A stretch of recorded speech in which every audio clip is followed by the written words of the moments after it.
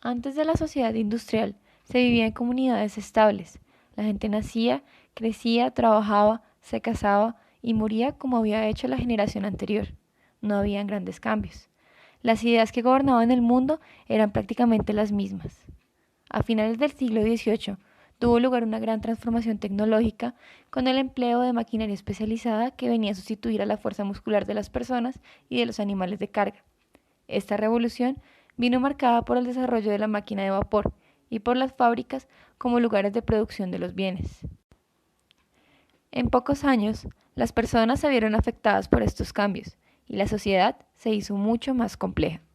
A finales del siglo XIX se volvió a dar un cambio. Se desarrollaron las nuevas tecnologías basadas en el uso industrial de la electricidad y de los combustibles fósiles como fuentes de energía. Las ciudades crecieron más y el desarrollo de los transportes también. Nació el capitalismo financiero.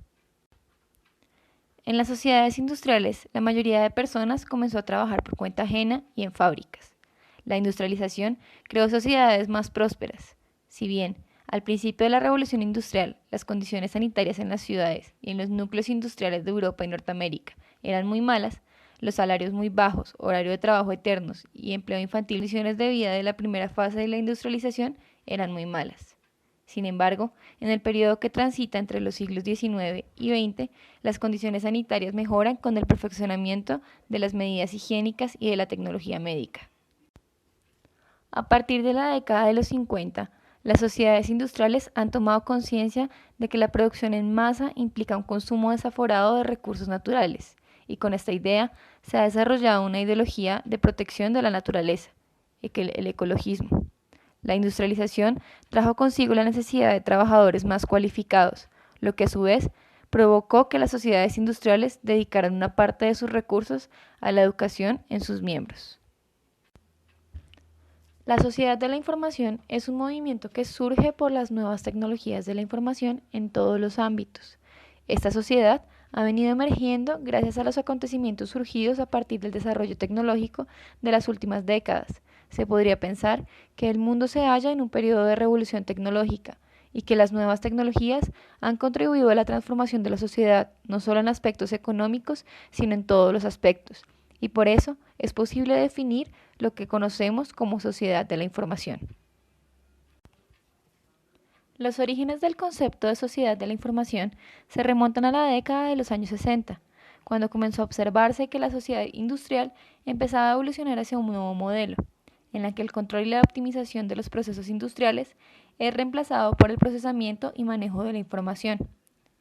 En esa época, con el informe Towards the Information Society, el Ministerio de Industria y Comercio de Japón comenzó a manejar el término de sociedad de la información.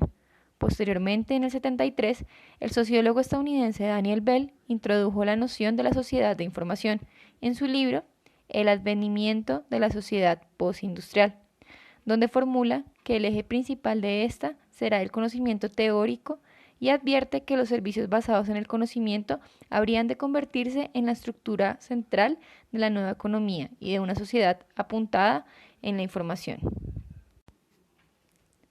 Más adelante, a finales de la década de los años 70, varios autores contribuyeron a la difusión inicial del concepto que ha sido posteriormente muy empleado e incluso ampliado dando lugar a otros como el de la sociedad del conocimiento y últimamente el de sociedad de red. A partir de esta sociedad, el concepto de nuevas tecnologías de la información y comunicación posee como características identificativas de estas tecnologías la intangibilidad de la información, su capacidad de interconexión, su interactividad, la instantaneidad, la alta calidad de la información que permiten la diferenciación y segmentación de la audiencia, su diversidad. Por todo lo anterior, es que las TIC forman parte de la vida pública y privada de una enorme cantidad de personas en el mundo, llegando a ser paradigma tecnológico el uso de las redes informáticas.